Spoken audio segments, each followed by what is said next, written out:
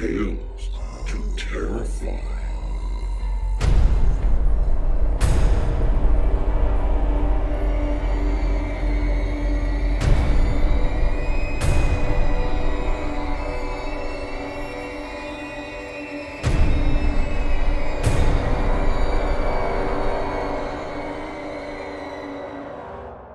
Good evening, children of the night.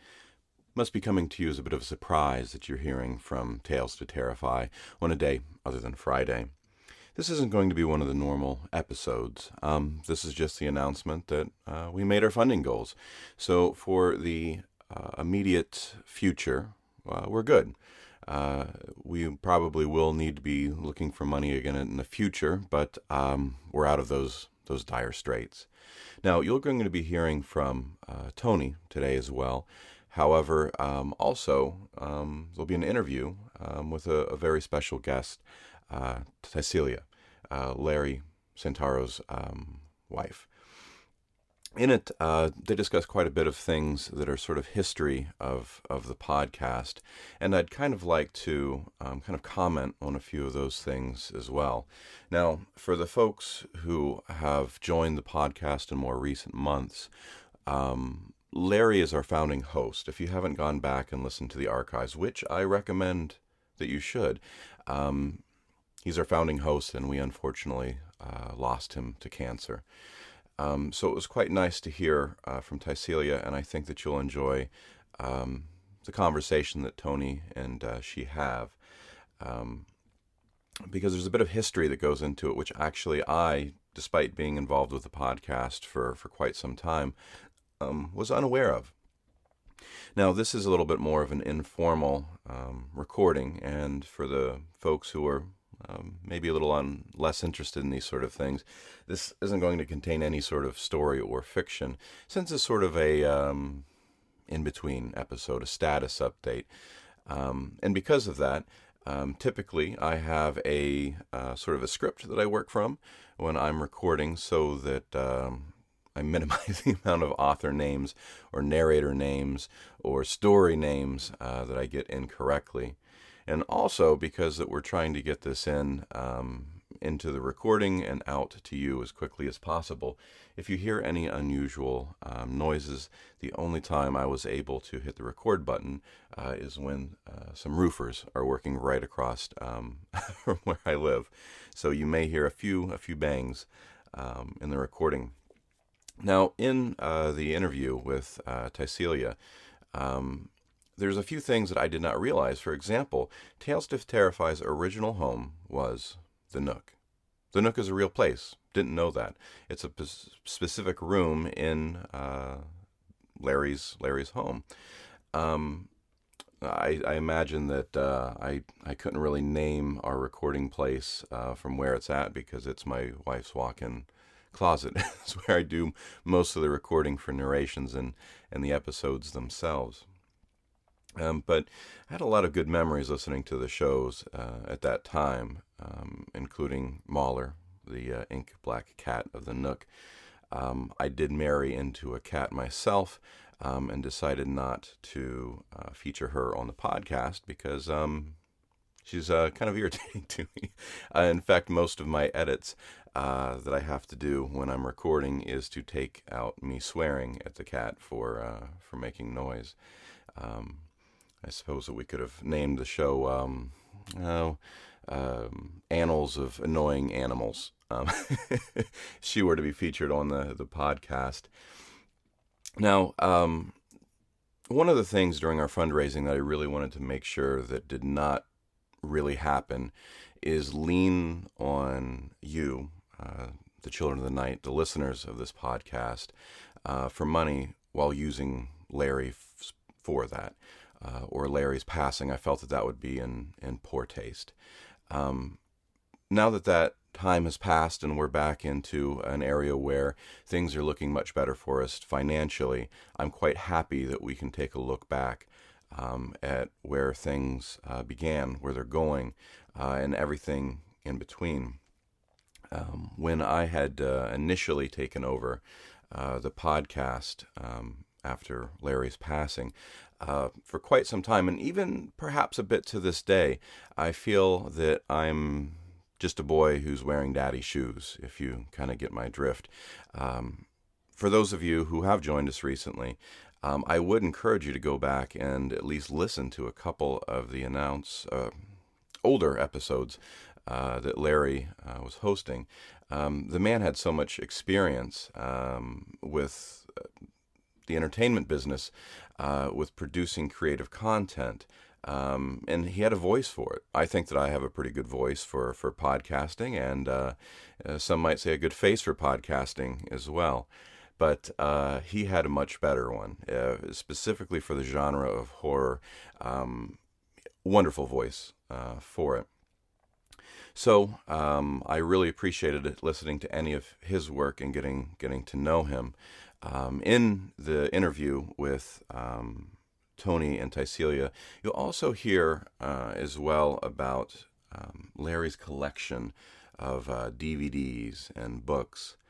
I never had the honor of meeting Larry in person as we worked on the show together, but whenever I would have a meeting with him on Skype, I remember the very first time that we fired up that video connection, I had to comment on the DVDs and the even VHS and books that were behind him. I mean, it looked like he lived in like a storage shed after Blockbuster shut down or something. It was, it was that many titles.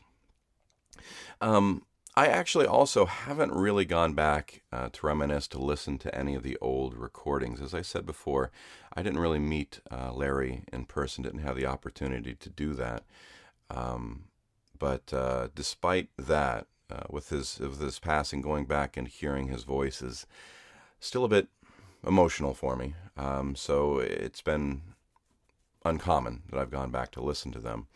So I think that I can say on behalf of myself, the staff that we have currently, Tony, Tycelia, and if I can, Larry as well, thank you for helping us keeping this show on the road.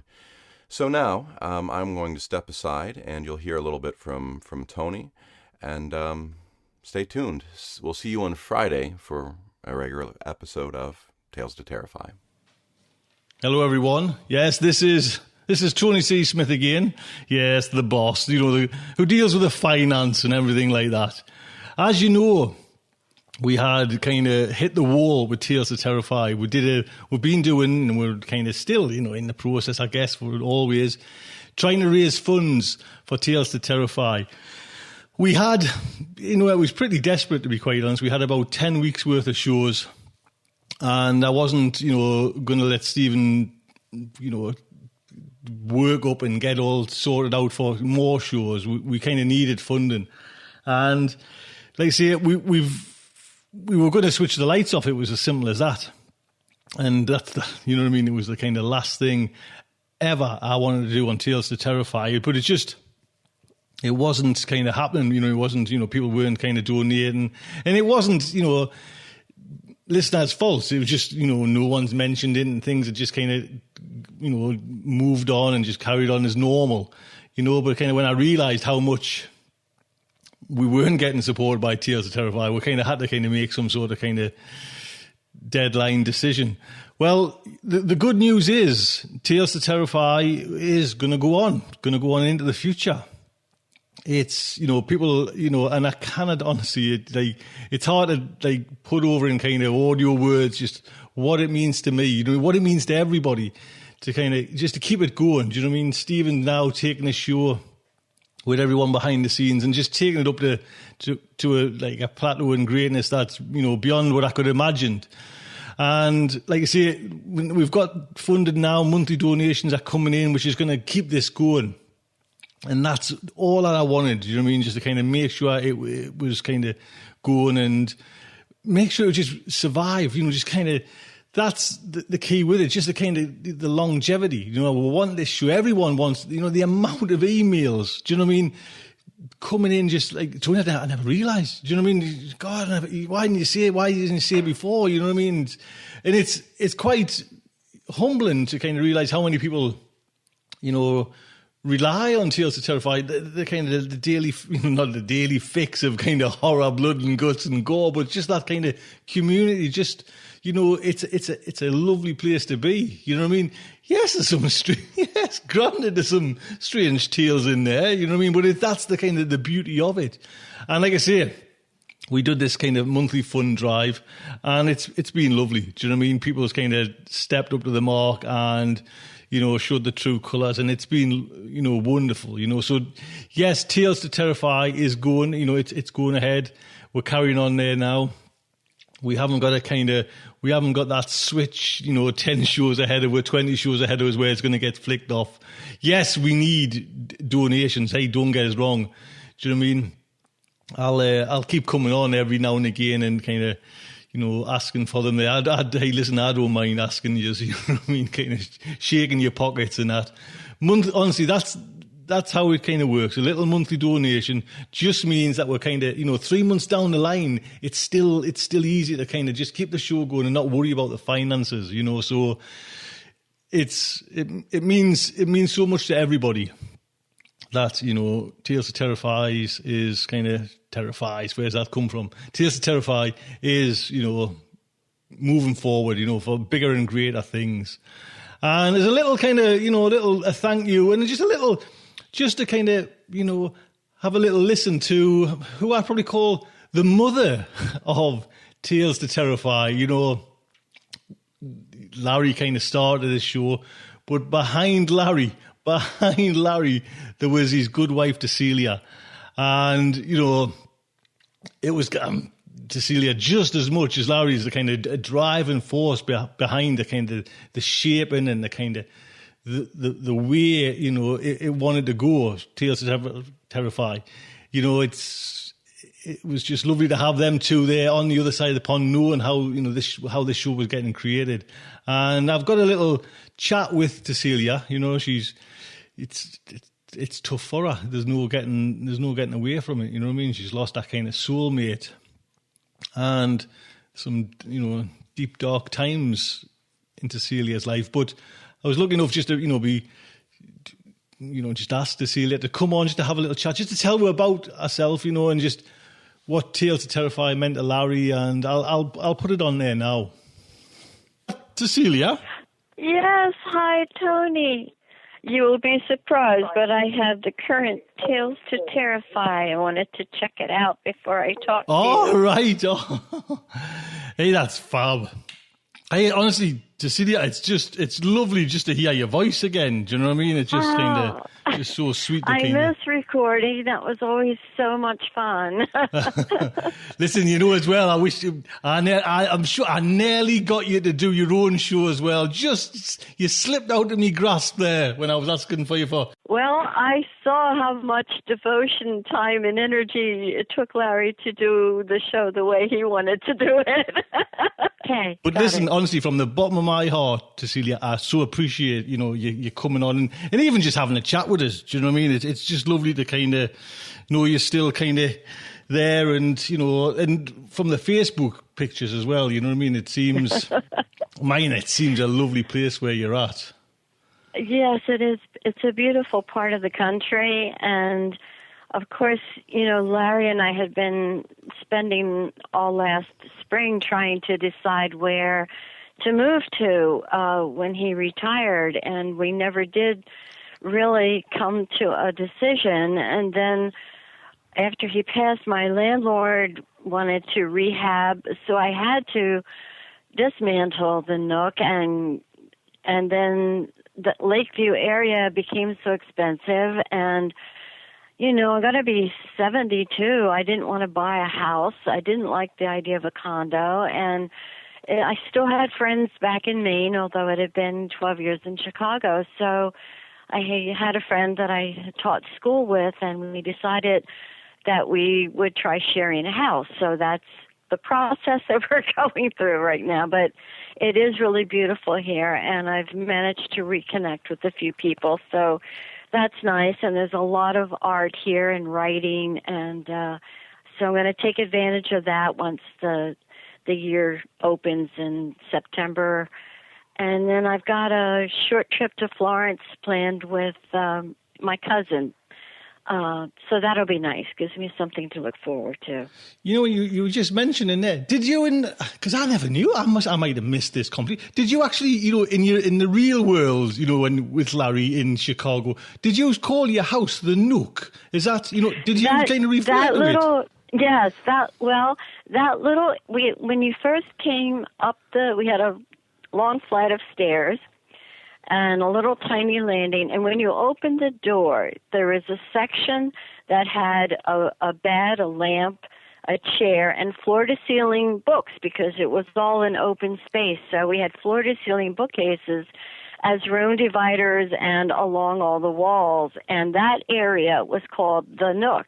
And if you came to stay with us, that's where you slept. You slept in the Nook. So there was actually a place called the Nook. That wasn't just made up for Tales to Terrify. Well, that's it. I mean, I got it somehow, but then when you just kind of reinforced it there, when you were just kind of saying it in kind of normal conversation, do you know what I mean? It's obviously it's just quite remarkable. Yes, the rest of the place, you know, was open. We had he had that 55-inch home theater TV, which I have in the living room here, and I haven't been able to find anyone interested in it. Now listen, don't get rid of that size telly. That's the kind of telly you want to watch all. Well, I love it, but there's no room for it in someone else's house. So I also had a smart TV that Larry gave me for being back in the part we called the nest, which was the warm part of the apartment in the winter. So we have that hooked up. But, yeah, you know, he collected, he had so many movies and books and pictures. And well, I can just remember he's like, even his like DVD collection, you know, when we used to have like a little chat with you on Skype, and it was just it was just mind blowing. Do you know what I mean? Like, yes, it was. So, just out of curiosity, have you got all them shipped to Maine with you there now? Have you? I spent 9 months going through everything. I sold a lot, gave a lot, donated a lot, and moved a lot because they charge you by weight. So I really thought I had done a pretty good job, but the estimate turned out to be twice. So I have a 10 by 30 foot storage unit that has stacks of books and DVDs that I really didn't want to get rid of at the time. So I don't know. I mean, I have 2 small rooms now, and we'll just have to see what this year brings. So, you know, when I was kind of talking to you and Larry, and actually, you know, it wasn't that long before we kind of realised Larry was ill, you were on about kind of, you know, wanting to kind of get out of Chicago. I think you might have were you talking about going to Nova Scotia, or were you just looking at anywhere? No, it was actually a place in New Hampshire that he had kind of focused on because, years and years ago, he had done summer theater there, and there was still a theater there, a community theater, and there was a writers group, and he knew people in Vermont as well as I knew people in Vermont and Maine. But, Tony, I really think he wanted to go back to directing once he retired. I mean, that was his true love, and that's why he loved doing Tales so much. It was like he was directing again, you know. I think he really wanted to do that. And, of course, he had so many stories that he wanted to write as well. So, you know, it was going to be, I think, somewhere that's the area that we were looking at, was there. Either there or stay in Chicago. And we never did find a place in Chicago to put the big home theater, the car, and the 2 cats. It was complicated. So, Cecilia, what did Tales to Terrify mean to Larry then? You know, like, just because because I knew I was quite often putting on him to kind of, you know, because we just knew how good Larry was and how good Tales to Terrify was becoming. Do you know what I mean? Like, you could tell that from the kind of opening show. And like you say, with Larry's kind of keenness for kind of a directorial eye, do you know what I mean? But what did it mean to him? He just loved the show, and everyone he worked with. It was one of his great joys. I mean, it was, he had that microphone. It had been given to him years before, and it was just waiting for a podcast to come along. All right. I mean, he had all of the equipment at hand. I mean, isn't that synchronicity? I mean, it was something he really wanted to do.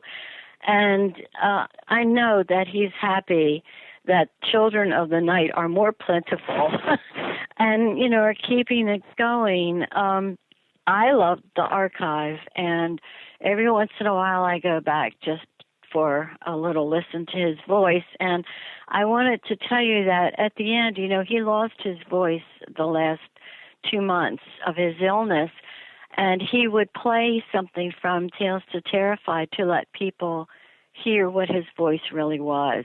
So it was very touching. He really loved the show, and I'm sure that he knows that it's going on. And I hope the children keep it going with some donations to you now that it's moved in a cabin in the mountains of Virginia, which I quite like. I've lived in a cabin in the hills of Maine, so that's a pretty scary proposition as well.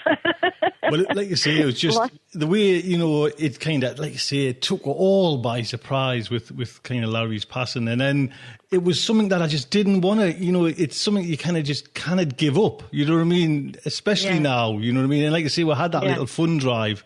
And, the people have been so kind to kind of just, and the emails, Tycelia, that kind of come through, you know what I mean, just saying how much, and even kind of, Stephen's, having to kind of carry it there now, and he's getting all, that kind of burden that kind of comes with doing a weekly show.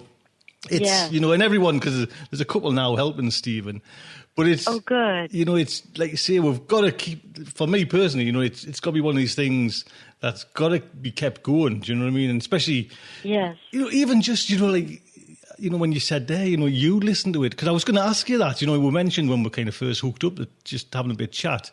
And it must be just, well, I don't know how to describe it, Tycelia. What's it like to listen to Larry now?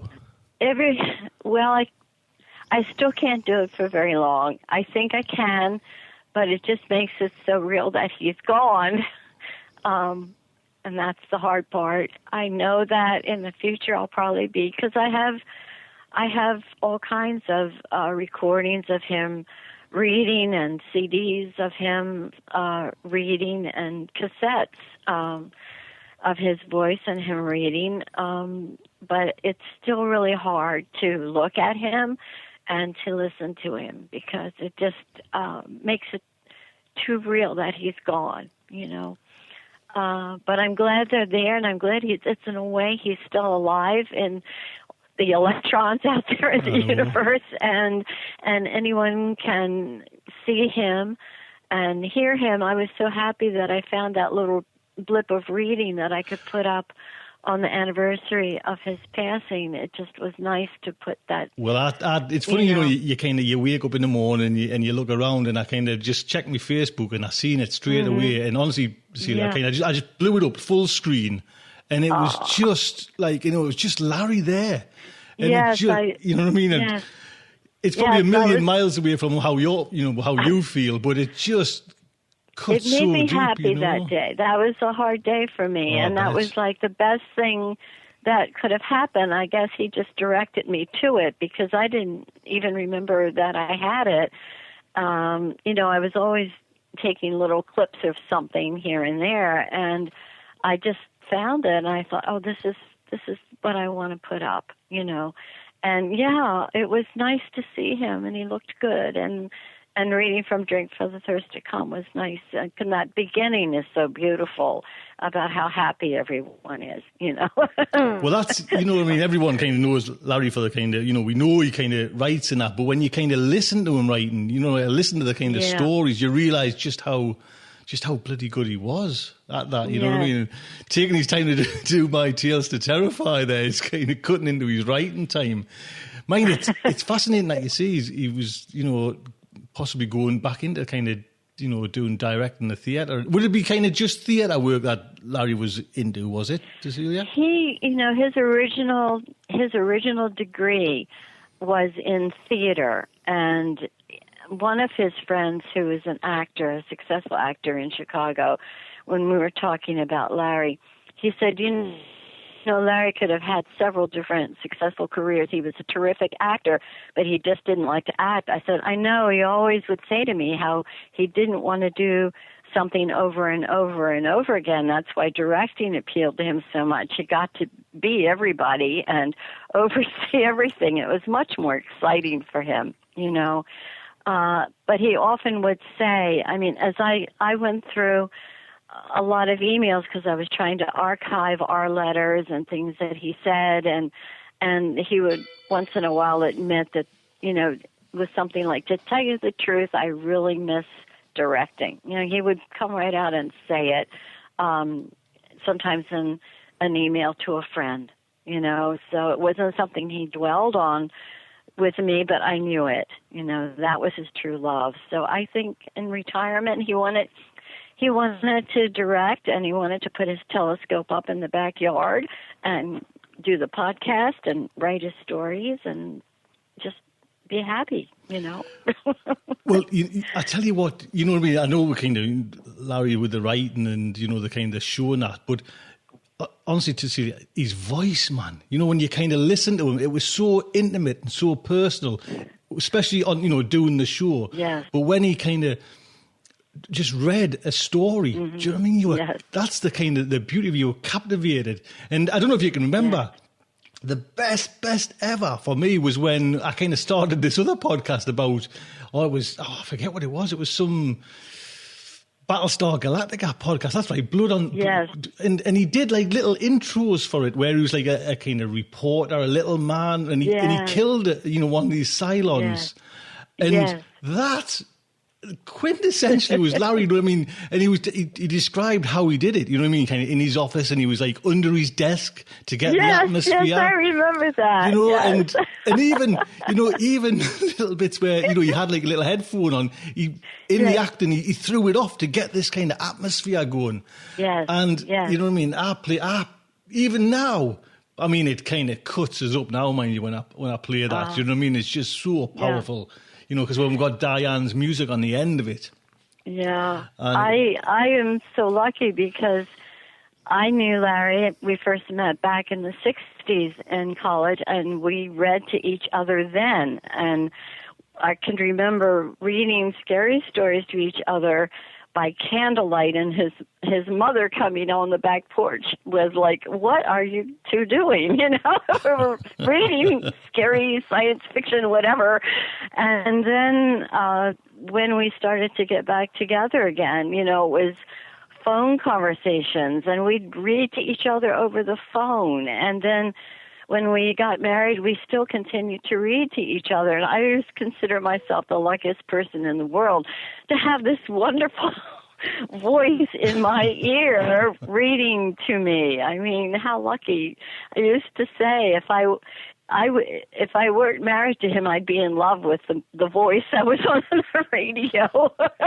Well, mind you, don't knock yourself, Tycelia, because your voice, you know what I mean? It's just like you've done, I mean, you know, you've done some narrations, and it was just your voice as well. I just kind of thought, but I never got you, you know, I wanted you for a show, and it was just, like you say, we were chatting before, how much work goes involved into kind of doing this here, but you know what I mean, your voice as well is just so captivating, do you know what I mean? It was just lovely. So one day in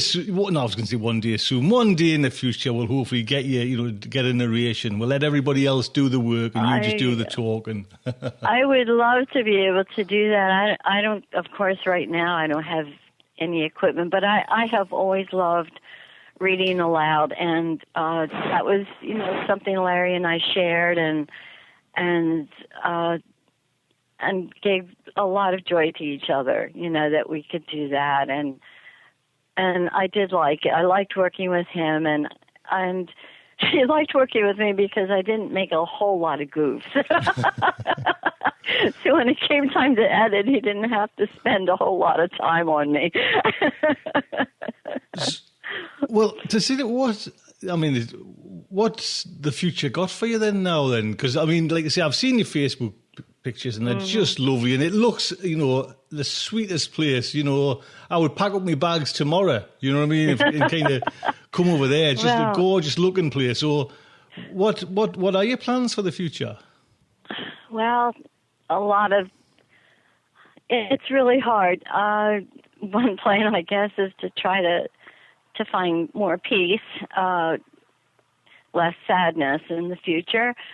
I do want to get back to doing my artwork, which I haven't been able to do in the last couple months. And I used to write poetry, and I started writing for a memoir class. So I was getting back into writing, and they do offer classes here for continuing education or seniors or whatever you want to call it. So it's kind of nice just to take a class like that because you're starting from scratch. You don't know anyone in the community. And so one thing I did was volunteer at the amphitheater that I had put some pictures of. It's this beautiful little amphitheater overlooking the harbor. And they're doing Midsummer Night's Dream, which is a play that Larry was both Oberon and Puck and directed and knew by heart. I mean, he would do this whole play under his breath, and I'd be going, shh, shh, shh. So, trying to fit into the community. And I'd like to get into something that's meaningful. I'm in a part of a bereavement group, and I've been drawn, this is the second person I've lost to cancer, and I've kind of been drawn and interested in hospice work. I don't know if I can do that, but it's something in the back of my mind that I might want to do something like that. I think probably a little bit more time has to go by, but so that's a possibility, and I want to travel. So that's it. It's all kind of nebulous and up in the air, and who knows how long I'll be around, but try to enjoy each day. Well, I know Larry wants me to do that. He's come through to tell me that I need to enjoy the sweetness of life and not be stuck. I know that's from him. Well, that's lovely, to be quite honest. That's really, really nice. You know what I mean? Tycelia, honestly, I wish, like I say, I could just get on a plane there now and come and give you a hug and, have a chat with you, and it would be lovely. Do you know what I mean? It's just kind of... Yes, it would. And I'm gonna come see you sometime because I had this trip all planned for Larry, and I couldn't get him to commit to it. I had, we were going to see you, and we were going to be where he was stationed, and and I could not get him to commit. And then he had a lot of deadlines for stories, so it just didn't happen. Well, listen, Tycelia. Like I say, it's hard to express how much it means to us. Like you're coming on to the show and kind of just talking about Larry again. You know what I mean? It's the last thing I wanted was kind of for it just to kind of go under and fade away. But everyone's kind of stepped up to the mark, and just with the little monthly donations, it's Tales to Terrify will go on. Do you know what I mean? And it's like. Yeah. How much I appreciate you doing, coming on and just talking about Larry, just, remember and letting everyone know. And even people that probably have just started listening, they'll be thinking, all right, well, I'll go back and, check out the early ones.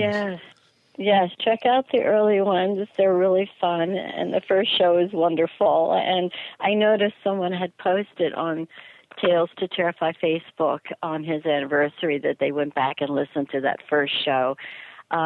So, I know he would be happy.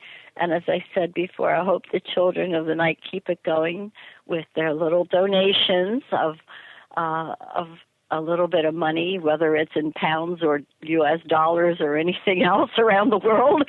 I'll take anything, Tycelia. You know what I mean? I haven't got a preference. Anything, even food, will keep us going. You know what I mean? Well, listen, honestly, Tycelia, take good care of yourself. Please, like I say, keep in touch, and please keep, dipping back into the archives and listening to your man. Do you know what I mean? That would be fantastic. Yes. Thank you, Tony. Take good care, Tycelia. You too. You too. Bye-bye.